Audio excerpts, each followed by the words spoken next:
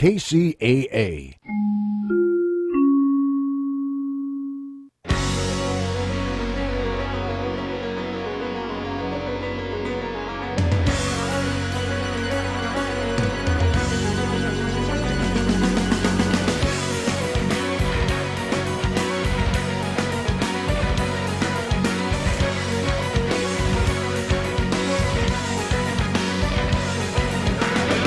Live and in color from the NBC News radio broadcasting studios of KCAA, 1050 AM, 102.3 FM, and 106.5 FM, located in beautiful Southern California, and in parallel from the Turfs Up radio studio in Fort Lauderdale, Florida. Thanks for tuning in to the Water Zone show this evening.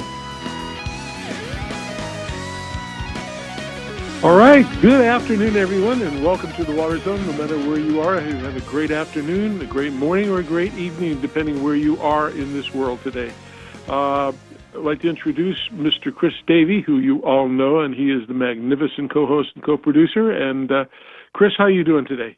Rob, I'm doing great, buddy. You keep those accolades coming. I mean, nobody's going to disagree with you on that kind of stuff. And here's another thing. You'll be happy to know that I talked myself out of driving up to the Sierras to Phillips Station for the second snow survey tomorrow. But maybe we can ask Chris Austin if she's got an opinion on that. She has an opinion on everything, so we'll bring her in. Chris, how are you? Hey, I'm doing great. How are you guys doing? We're doing good. Trying to recover from everything that's happening in the world and the weather and stuff. And I was going to ask you, since you guys are based in California, talking about some things that I think are really important with water and everything else. You're talking about the toxic ash and everything that's going into the ocean and things. Tell us a little about what your feedback is and what you see. Oh, well, I was ready to talk about the snow survey because No, go ahead. Do the snow survey. That's fine. Yes. So tomorrow's going to be the big snow survey, and there's they're not going to miss much by not driving up because it's just all for the cameras anyways. You can watch on Facebook if you want. And when they get up there, what they're going to see is not a lot of snow. We had a big bang in the beginning of the month, and now things have sort of petered out, and we're now down, the snow level is down in some of the lower years, like 2020 and 2021, about the same there. So, and less snow in the southern Sierra. So, we're starting to get a little dry here. However, there are two atmospheric rivers storms on the way, supposed to be starting tomorrow. And they're more Northern California oriented, not really to Southern California. So we're hoping that there's going to be a lot of snow, but these storms are the major part of the storms is really going to be hitting the Pacific Northwest and California, and we're getting the bottom part of it, but not the full force of the storm, at least the way it looks like it's laying out now. So we'll see how it does, but any snow, any precipitation is good. We'll take what we can get, and that does include a little bit of moisture coming to Southern California. Not expecting a whole lot, but there is some moisture coming in, so that's good for the fire and bad in other ways. I wonder if someone truck in the snow, and as it comes down to Southern California, it turns to liquid, and they can use that? Yeah, I don't know. Well, people ask all kinds of questions, and that would be kind of hard to do.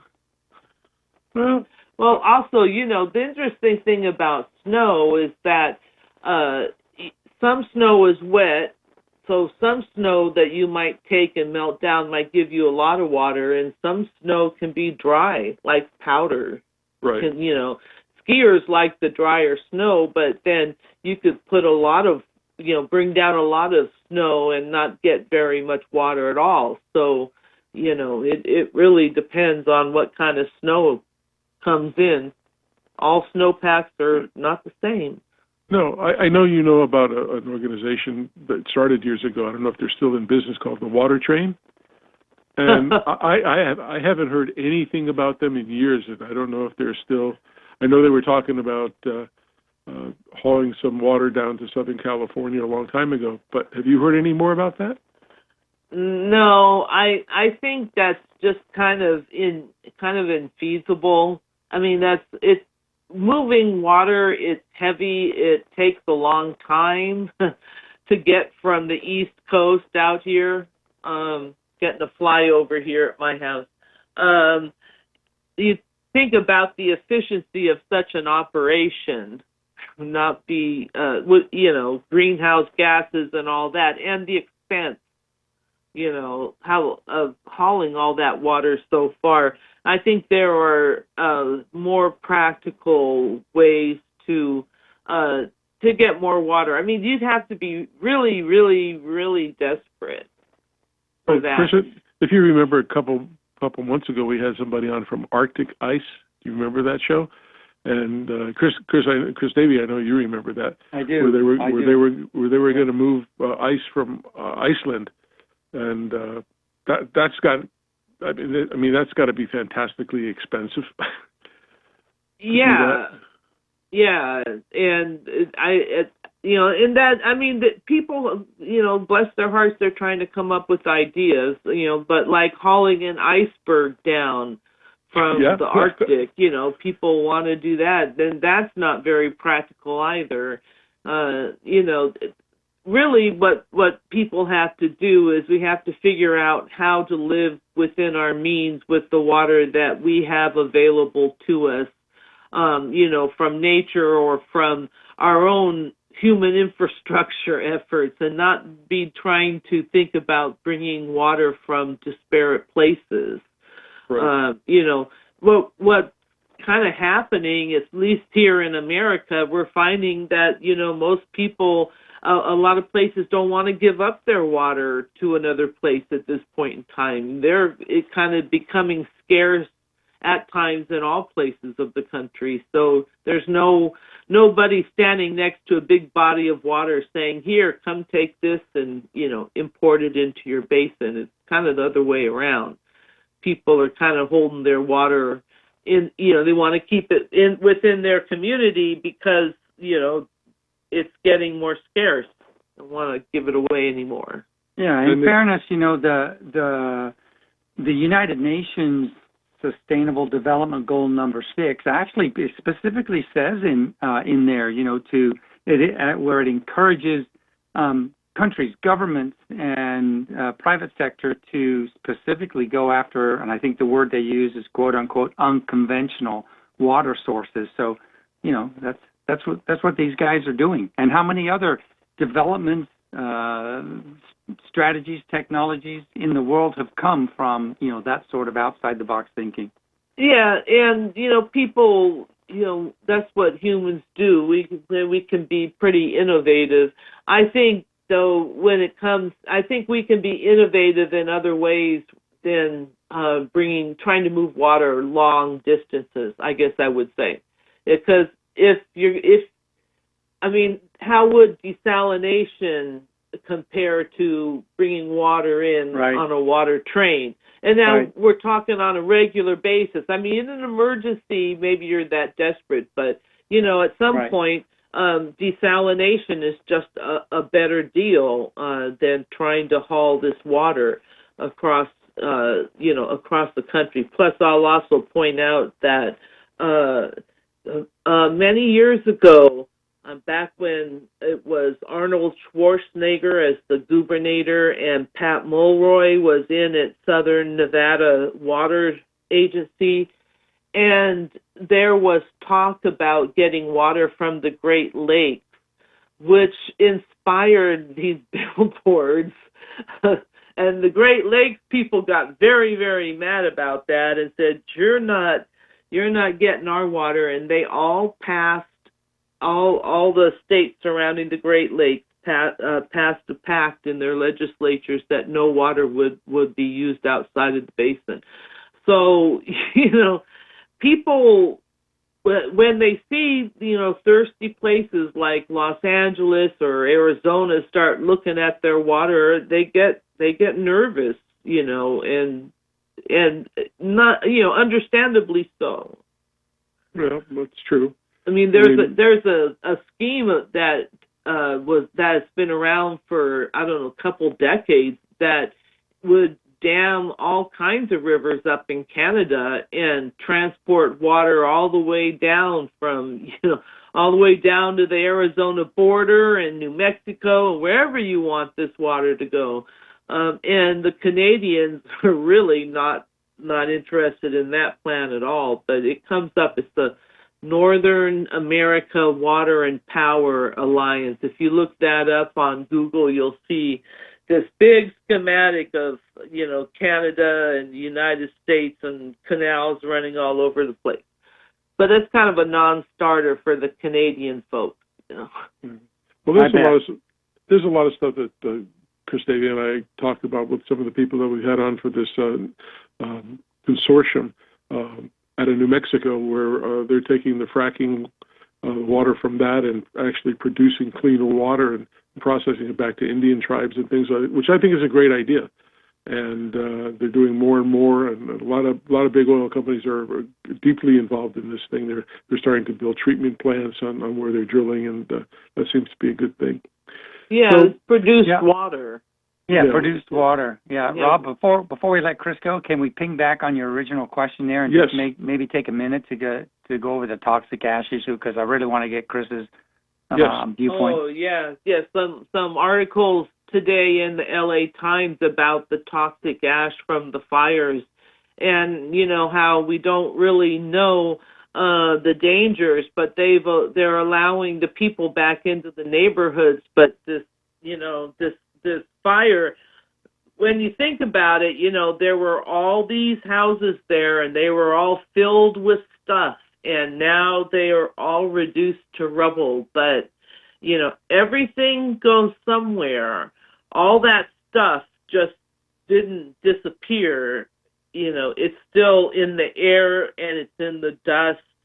And, the thing is, when you have this widespread contamination like this, it always ends up in the water. That the water is the collector of all the things in the watershed, and it's the collector of all this toxic ash. So, there's just a lot of things going on in relation to this toxic ash, and it's not only in the neighborhoods that burnt, but if you were in the surrounding areas and you got hit with a lot of ash, that ash is probably has heavy metals and asbestos, all sorts of things in it. So people in LA need to be very careful with all this toxic dust that's in the neighborhood that burned, but also in the surrounding areas. Is most of the Malibu Beach area, is that shut down for a while? I mean, they're putting warning signs up for people not to go near that? Well, I think that I haven't heard specifically about Malibu, but I know that people really want to get back into their houses or to what's left of their property, and I know there's been a lot of pressure to get that to happen. So I would imagine that they're letting them back in to their properties as well, which, I understand people want to get to their properties, but there is a big health issue here too. And, this, just because your house might have survived the fire, it still has this toxic ash likely in it, and a lot of things inside will have to be probably thrown out, and there's a lot of cleaning and smoke rehabilitation that will have to happen. And then also, there's the risk of mudslides. So we're not out of the woods yet. Where do you think they're going to dump all this stuff? I mean, you got to bulldoze people's homes and pick up all this stuff that has all that toxic stuff on it. I mean, what are they going to do with it? Where are they going to put it? Well, yeah, they've opened up some sorting facilities in some parks, I guess, sounds like an odd place, but I guess they have to go where they have to go, and they'll be sorting that stuff, and then it will have to go out to hazardous landfills. So the folks in Los Angeles will get to share the freeways with lots of dump trucks hauling stuff out. And I imagine that it's going to have to go out to the desert areas somewhere where they accept toxic stuff, because I don't think inside the Southern California basins that they do that, that they have a toxic waste facility. Maybe they do, but there's going to be a lot of waste coming out, so, it's not going to be fun. No, I can't imagine, like you said, the trucks hauling that stuff. I mean, if you take all these houses that burned down, thousands of houses, I mean, that's thousands of dump trucks. Yeah, I think it's going to be an unprecedented effort. I mean, other places have burned, like Paradise or in Santa Rosa, but I'm not sure they had the amount of sheer devastation in acres that we had here in the Altadena and in Pacific Palisades. So I feel very sorry for all those people. It's just ruins your life. Yeah, my heart goes out to you folks. Persevere, get through it. Absolutely. Well, Chris, we thank you for giving us the update on that, and I hope the snow that's going to melt is going to stay white before it melts.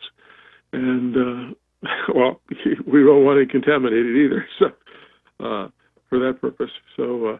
But thank you for coming on, and for our listeners, please go to mavensnotebook.com. It's where Chris writes these things every single day, and you get the best news in water at your fingertips, and it's a great source for Chris Davey and myself. And you can also become a subscriber, which is a great thing to do, and that gives her a lot more mobility to put out as much as she does. I don't know how she does it, but she puts like a week's worth of stuff in a day and keeps on cranking, so we appreciate that. Chris, you are loved and respected, and we really like what you do. So thank you for that. All right. Well, thank you so much, and good evening, everyone. Have a great week, Chris. All right, we're going to take a little break and back with our wonderful special guests, and it's going to be a good conversation, so stick around, and best is coming.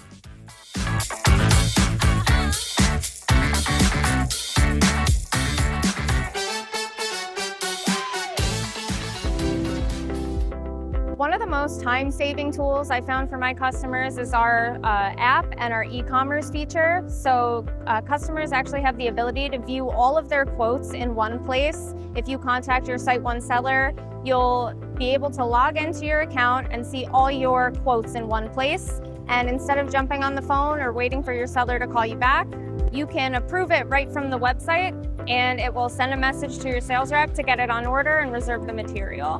Customers can learn more about these tools at their Site One branch, from their local seller, from their local CX specialist, and from SiteOne.com, or by downloading the Site One app.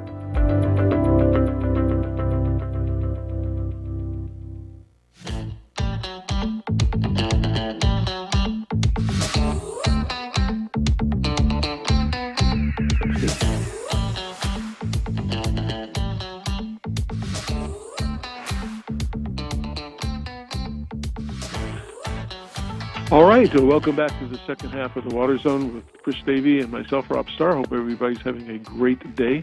We have three special guests today, and instead of me hogging the radio show to announce everybody, I'm just going to announce one of our good buddies, Mr. Lou Benden from Northern California. Lou, how are you doing today? I'm doing great, Rob. How are you? I'm good. I figured give you a chance to introduce some of your people that you brought with the show, and let's start the good discussion. Thank you very much. So about a year ago, I became part of an initiative effort, group of people who are trying to accelerate the industry's impact on decarbonization. Climate change directly impacts the ability of utilities to deliver on their primary mission of delivering water on demand to customers safe and securely.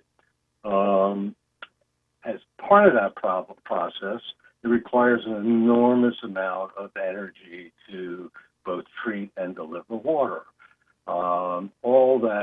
most all of that energy creates carbon emissions to the point where the water industry is considered to have a carbon footprint equivalent to that of the aviation industry. So today I'm very pleased to have two leaders in the water industry who will have a lot to share with you, George Hawkins and Clifford Chan. Now, Clifford was on a few weeks ago, but we really wanted to have Clifford and George together. George is an American lawyer, college professor, an environmentalist. He launched his innovation-focused nonprofit enterprise Moonshot Missions after stepping down as CEO of DC Water, where he served for 11 years. George helps agencies identify and adopt strategies to deliver better services and lower costs with a focus on small and under-resourced communities and water utilities. George transformed DC Water from an innovative enterprise into an innovative enterprise while tripling its investment in clean water. And DC's water's innovation ranged from green infrastructure to a $500 million investment in clean energy. DC Water issued the first Century bond, first environmental impact bond, and spearheaded programs to support low-income customers and provide for local water workforce development. George is an advisor to Xylem, serves on the board of the North American Electric Reliability Corporation. He has served as a senior lecturer at Princeton University and executive residence in American University. And for all you people out there, this is what retirement looks like. George graduated from Princeton University, summa cum laude, and Harvard. A second guest is Clifford Chan, who is general manager of the East Bay Municipal Utility District, also known as East Bay MUD. Clifford oversees the delivery of high-quality drinking water to 1.4 million residents and businesses in 20 cities and 15 unincorporated communities in Alameda and Contra Costas. East Bay MUD is the third largest retail water provider in the state of California. George oversees approximately 2,000 employees, and he's got an annual budget of $2.7 billion to address. He's been in the water industry for over 26 years, and he's committed to driving and leading his agency to where it'll achieve net zero by 2030. Clearly a leader. Prior to his role as general manager, Clifford was East Bay MUD's director of operations and maintenance. He's really professional, really been involved with the water industry, and specifically addressing how you can achieve a carbon neutrality and benefit the ratepayers, because energy is their second or third largest cost, and by reducing their reliance on carbon-based energy, you're reducing your costs as well. So thanks. Thanks to both of you for agreeing to be on here in this show. Since the radio show is based in LA, I think it's a good idea to start this conversation about the LA fires.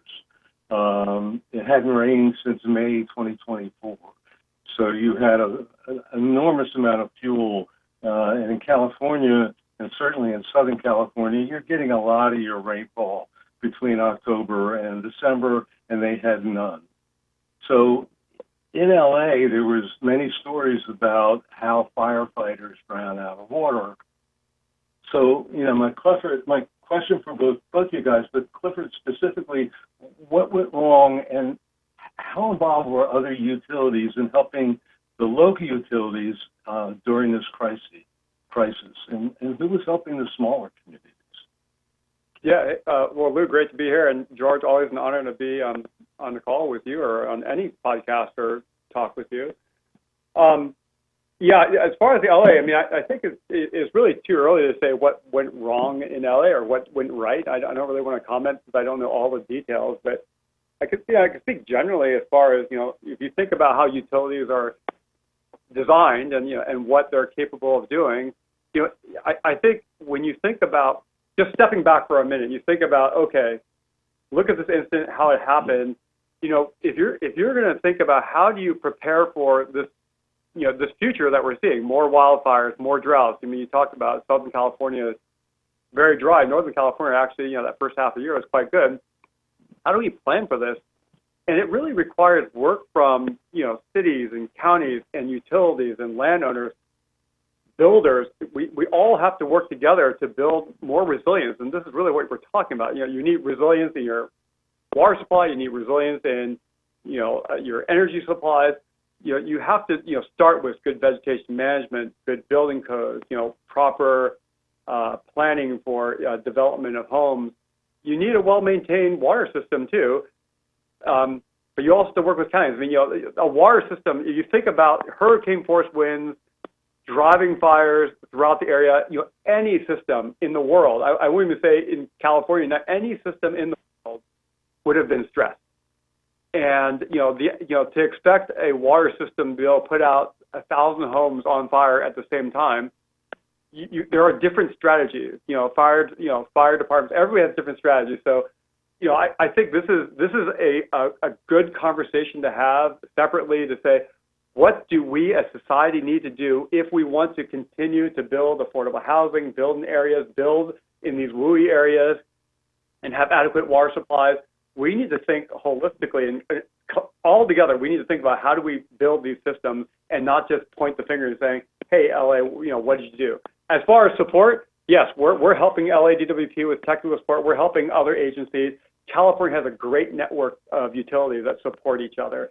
And so we're all helping each other, providing technical. We help our peers out. And I know if we had difficulty, they would help us out too. So, thank you, Clifford. It's really great to hear from you because I know you were engaging in conversations with the local utilities.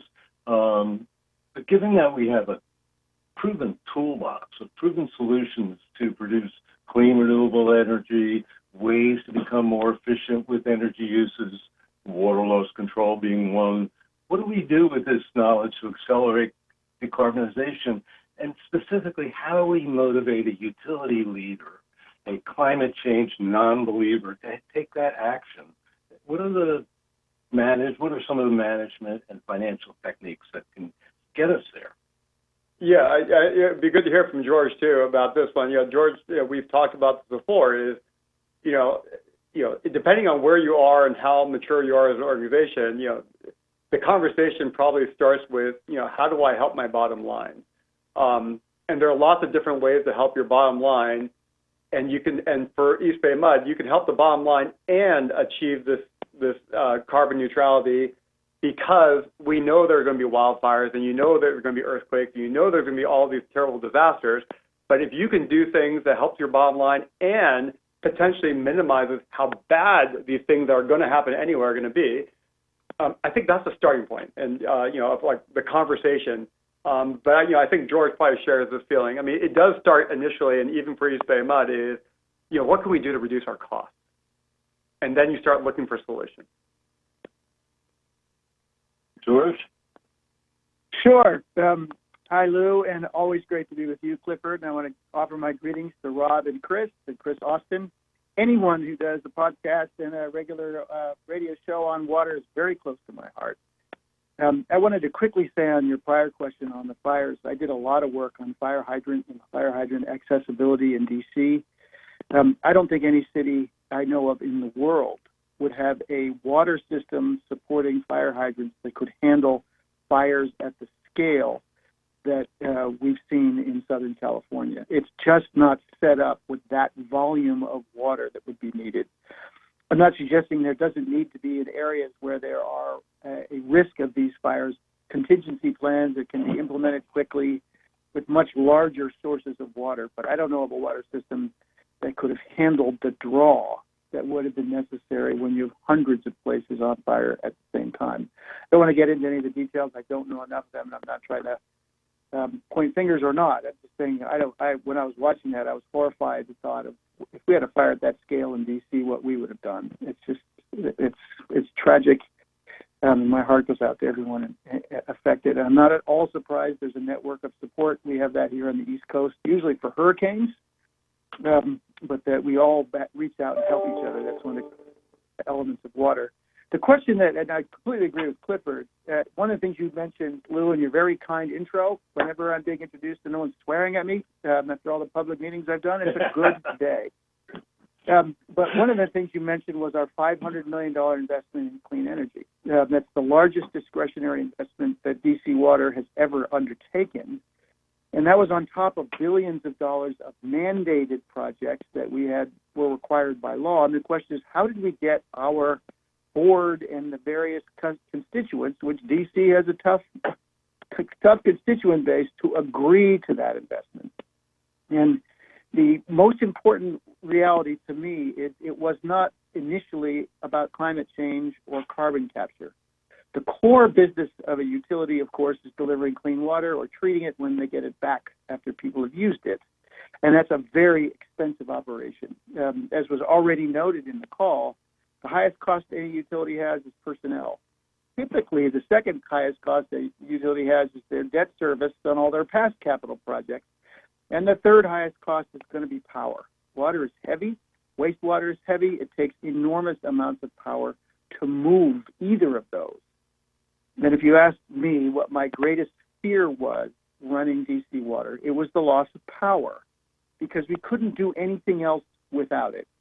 And obviously with extreme weather events, we were always really nervous about what happens if there's a power challenge on the grid.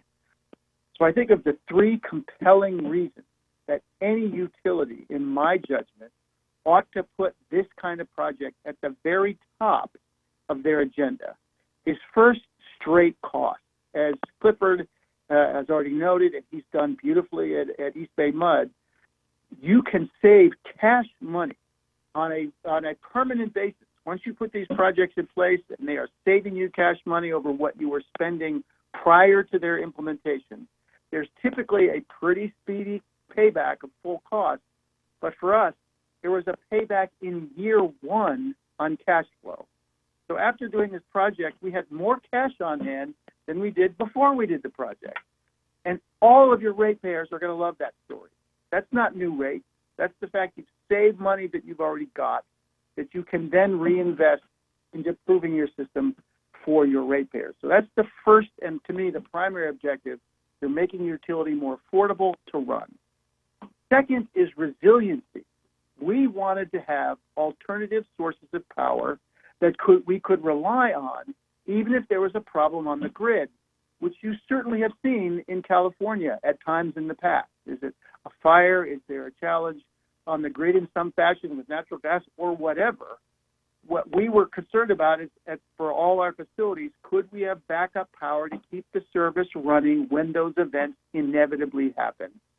And many of these clean energy projects give you a backup, resilient source of power that's within your control, that gives you tremendous sense of confidence that you can run your system for your ratepayers, even if there's a problem outside.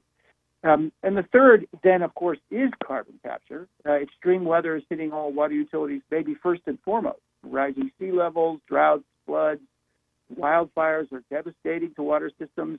All of these questions we need to have a partial answer for. But the two that we sold on were, first, it was good for our utility finances, it was good for our operations, it was good for our resiliency. So in the core way we delivered our business, these are wonderful projects to do, and I encourage them whenever I talk to any utility group. Well, it sounds like to me you're making a business case.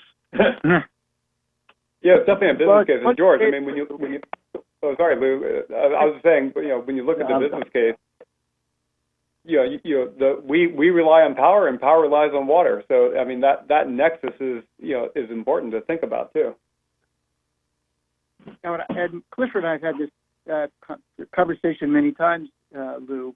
One of the big changes we made at DC Water that led to these kinds of projects is, I'll tell the story very quickly, but every utility, probably every public agency, maybe every organization has more things to do than it has money to fund. So your hardest question is, what things should I fund with the resources that we have. And we would sit around the room, and there was blood on the ground, and we were which projects to invest in. And there was a category of project that never got funded, which was called BBP. It had an acronym, and that we didn't even know what it was because we never had any money left over by the time we got to that category. And I asked our chief engineer, what's in that BBP category? He said, that stands for Better Business Practices. And those are the projects that will allow us to run our water utility more efficiently. And the CFO and I were sitting next to each other and and we're not funding those. And we just never got there. We were doing compliance issues and water quality, but this question of efficiency of operations is something Clifford has done beautifully at East Bay Mud, allows you to do all those things better permanently. So we instituted a program to do business planning. If you submitted a project, tell us what the life cycle costs are, not just a low bid for the first up front, because then you might get something that's a nice low bid but costs a lot to operate. What are the projects that cost less over time? It may cost a little more up front, but then delivers savings year after year after year thereafter. And when you start asking those questions, you actually come up with this kind of project, which is exactly how we came up with the clean energy investment, which was in thermal hydrolysis, which I would try to describe as a lawyer, but it was an innovative way to handle sewage sludge in essence. The reason that came up is we started asking over life cycle costs. And even though it was a higher initial investment, it saved us cash money operating permanently into the future. And that made it viable. I have a question for both George and Clifford, if I can. How have you used AI, and do you see that as a formidable tool to implement in operations? You want me to take that first, George? Sure. Yeah. Well, I mean, I'll just quick, jump in. I mean, I think this is one of the exciting areas of the work that utilities should get into and start looking at. We have an asset that I believe is probably the most underutilized asset that we have, which is our data. Not just East Bay Mud, utilities across the country, across the world, we have a lot of data that can help us solve these problems, to find, better solutions for our infrastructure projects, better understanding of how we operate, better understanding of the water quality. And I think as an industry, we are moving into that area, and I think we're scratching the surface, but I think there's so much potential to, do some of those things that George was talking about. Like, how can we find better ways of doing the work that we're doing to free up the time to do those other projects, so that we're not always in this, utilities aren't always in this, like, feeling like they're having to bail out the ship, and that's all they can focus on is just staying afloat, versus let's focus on the business practices. I think AI and that underutilized data asset that we have provides a lot of potential for this industry. Well, there's been a lot of work towards that. That's you can call it AI, but basically it's data and data analysis about operations. And there's companies like Takadu who use meter data to identify and predict where leaks are or where leaks may occur. So I think the industry is moving in the direction, and every utility I talk to is looking at data and looking at creating data. Yeah, Lou, I love the question. And to me, the initial AI has been around in some fashion for some period of time. The facility that DC Water runs in Washington, D.C. is a gigantic treatment plant. It's the largest of its kind in the world and serves almost 3 million people in one plant, which is why it's so big. And maybe 20 years ago, there was almost 2,000 people running a plant of that size. And here, 20 years later, there's more like 250 people running the same plant. We haven't fired anybody. It was all by attrition. But you go into the control room at Blue Plains, and it looks like NASA. And all this data that's coming in from sensors in the plant comes into the control room, and there's all sorts of automatic messages that come so that a much smaller number of people can be keeping a better eye on what's going on in the facility, where the system will tell you, here's an alarm, here's a risk, it hasn't had a problem yet, but you should go check. And that's being done on a real-time basis, not just when someone happens to walk around and eyeball it. And that those kinds of AI-like techniques have been used, and I know Clifford is using the East Bay Mud very effectively. And Clifford's asking exactly the right question. Given the scale of information, not only that we do collect, but that we could collect, if you put a sensor underneath your manhole cover, it will tell you how much flow is in your sewer. And if there's a blockage on either end that's forming, that flow in the sewer will change. If the sensor tells you that, you can take care of that blockage before there's a backup, before you have to roll a truck on overtime. It'll save money, it'll save time, you won't have liability, and the system runs better.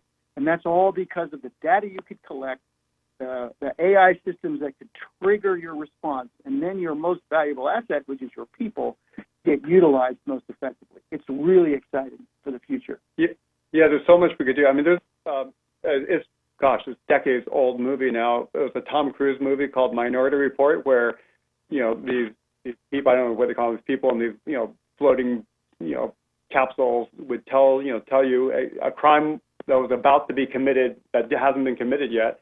And now you can take the AI data and say, I'm going to tell you a pipe that might break before it breaks, with all the data that we have.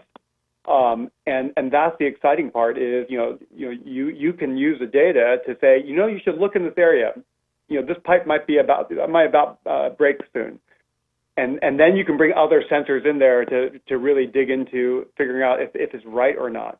That didn't exist, not too long ago. That type of tool didn't exist. And that's for utility operators, infrastructure owners, that's exciting.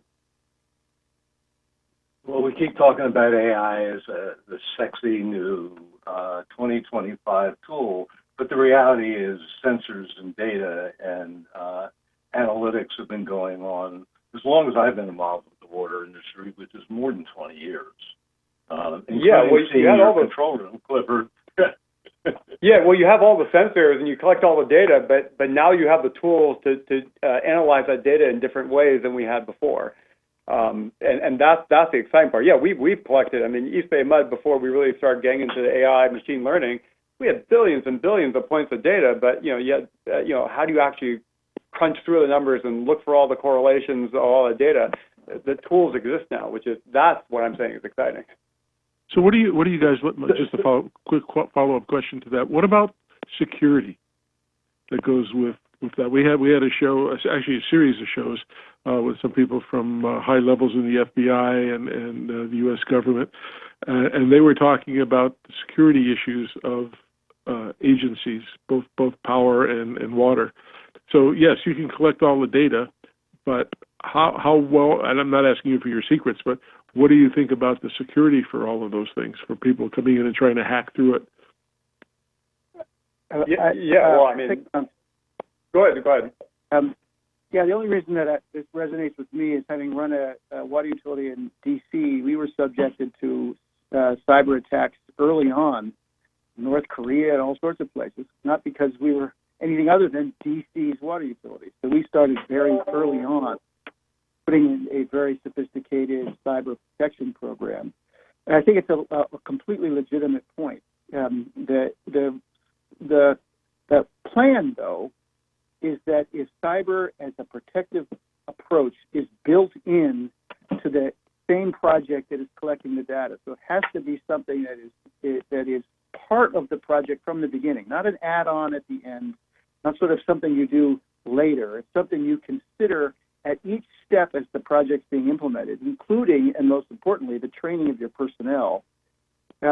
It's absolutely a big worry. It's something that can be handled, but it takes tremendous vigilance and an upfront, proactive approach that when you do these projects that can save you time and money and deliver better service, at the same time, you're fully investing in keeping that data safe. And that takes a focus from the onset, which is why your question is great. Yeah, well, and I'll just add to that, George. I mean, we all have the systems in place, and we're constantly evolving because the threats are constantly evolving. But I think the other piece, when you think about cyber threat, it's not just what equipment, what firewalls, what switches, all the stuff that you have to protect it, you as an organization have to be aware of the risks. So as an organization, you have all the cybersecurity in place, but you need to understand the risks that you're going to take. And if you're a risk-aware organization, and you understand your cybersecurity, you may not be perfect in some areas in cybersecurity, but if you understand the risks and how you will respond, that is how you build a sophisticated organization. Not just saying, hey, I put all my cyber defenses, put my feet up on the table, I feel good. You need to understand risks as an organization. If you don't understand your risks, you can't run a good organization. So, George, moving on a slightly different topic, at Moonshot, you're working with the underserved markets, the smaller utilities that don't have the deeper pockets of the bigger utilities, DC Mud, LADWP, DC Water, and on and on and on. How do we help these people? It's a great question, and we actually at Moonshot will help any utility that asks in any size or shape or form. But our reason for being is what I learned that DC Water and East Bay Mud, and as you said, the big utilities have the engineering departments, have the time and money to be able to evaluate and implement these projects. Smaller utilities, of which there are hundreds in California, are usually pressed for people and pressed for time and pressed for money. And it's not that they aren't good people. They're great people. They work incredibly hard. They just don't have the time and resources to stick their head up, evaluate all the options, do a procurement, select one, do the engineering design of something completely new and different. So that's why I stepped down from DC Water, actually this precise reason, to form Moonshot, which is a consortium. We have about 500 years of utility experience on our team. I'm hoping to recruit Clifford when he decides to step down from East Bay Mud. And we provide peer advice to folks in utilities. They're great people. We learn from them when we go in. We've been at 173 communities in 31 states. We listen. We call it humble listening, but we know what we're hearing, and then we offer that extra support. We're not selling anything. We are just trying to help that utility identify these projects that not only can deliver better service. The bottom line is also deliver a better balance sheet. We want the utility to have better finances after the project, because that's the only long-term solution. Just doing a good project but continuing along with a utility that's not well funded doesn't solve the problem. We need a better financial situation, which is still possible with a lot of the approaches that Clifford has taken, that we were able to do. These small utilities have a harder time accessing those just because of time and experience, and that's what we seek to deliver. We can do it and have seen Toledo was doing a facilities plan. They didn't really have the time. The community has struggled. This is the western side of Lake Erie. A lot of heard about their algal blooms in the lake. And we work with them in a collaborative fashion. They have adopted a new facilities plan that is based on energy conservation and resource recovery because it saves them money, operates better. And they had a press conference with the congresswoman and the mayor lauding the agency. And that's what we love to see. A Moonshot is a culture change, an approach to this, and an enthusiasm. And we are at the side of our trusted peers in these agencies. As we run out of time, one of the things that I briefly touched with Clifford, and I think it's essential. If we're talking about decarbonization, making utilities more efficient, we're putting a lot of the onus for reducing the carbon footprint on the utility. And yes, they own that. But demand for water lies in the hands of the customer. Why is it we're not really communicating this essential issue with, I may say I'm talking the utility, with the customer who maybe believes the same way, maybe doesn't, maybe will get the economic business case to be made. But at the end of the day, nobody really communicates to the customer other than the utility. I mean, I work with Toro and Rainbird and Hunter. None of them talk to the customer, only the utility. So how do we engage that topic as part of our conservation message because reducing demand on water will reduce carbon emissions and make utilities more efficient. Or at least I think so. Yeah, I mean, I think we were there. I mean, utilities, I mean, we have to partner. I mean, at East Bay Mud, we partner with the electric utility, and we go out to customers and say, hey, you know what? You can save energy, and while you're at it, we'll go find leaks for you. And hey, if you're an underserved community, if we find the leak or you have an inefficient appliance, we'll replace it for you at no cost to you, because that savings ultimately saves us money. But again, that's getting to a level. I mean, you're talking about, if you're talking about utilities that are struggling financially, like George is talking about, you can't get there on day one. That's a later step. Yeah. Well, we're always asking. Go ahead, George. I'm sorry. I was going to say, what I love about the question, Lou, is how do we communicate with what we're talking about, what Clifford has done at East Bay Mud, what I was able to do at DC Water, and what we're helping utilities to do at Moonshot, are wonderful projects. They're wonderful stories to tell, and public agencies need good stories to tell. My experience is there's a tremendous number of really good public servants out there, but unfortunately, most of the reports that the public hear about public service is when something has gone wrong. And I love the opportunity to go in front of our ratepayers. I did hundreds of these meetings, and I always started with this kind of project. I want to show you how we're investing your money wisely to deliver a return that saves money and improves all these stories. And our ratepayers were fascinated, I found. At first, they were like, who are you? Because we really hadn't communicated with them very much before. But we're fascinated to hear. They're fascinated projects. There's fascinating stories. And to hear what's possible and that there's positive, proactive, good things that we can be doing. I think that's what people are seeking, because so much of the news these days is dominated what isn't working. And I get it, but there's plenty that is. And let's tell our stories and sing it from the mountaintop. Well, certainly the utilities. Sorry, Bob. Oh, no, I was just saying, yes, you are, Lou. We're coming up to our last 1.5, 2 minutes left. And I just want to say personally, and on behalf of Chris, he can chime in, we are so appreciative that you gentlemen all participate on our show.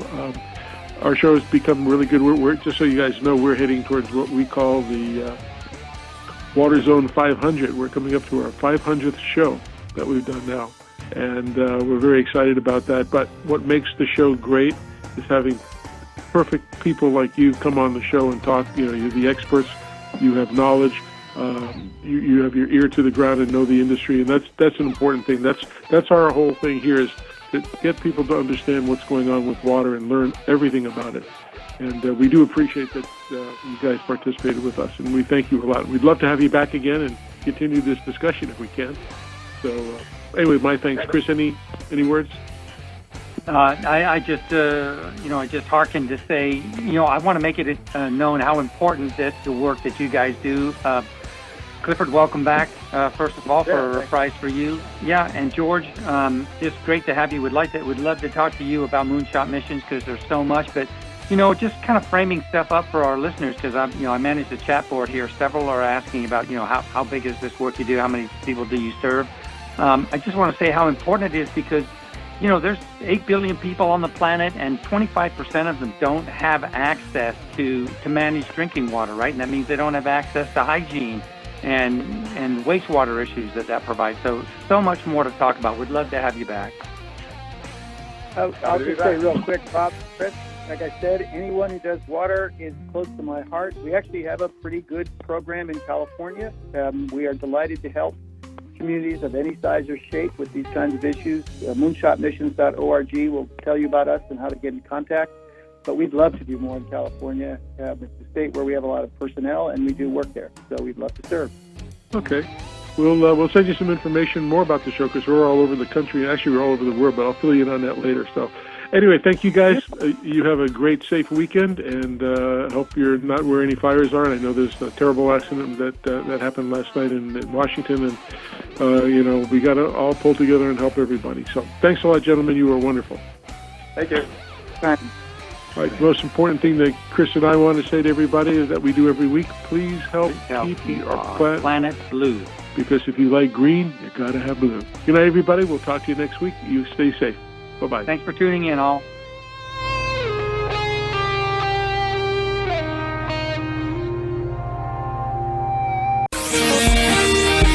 NBC News on KCAA Loma Linda, sponsored by Team